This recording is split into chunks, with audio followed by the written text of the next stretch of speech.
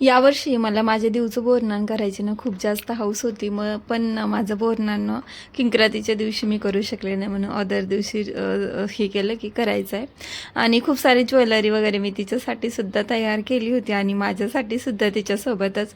आणि खूप क्यूट आणि मस्त अशी दिसत होती माझी ही बनवलेली ज्वेलरी. मी तिला हाताने बनवली होती.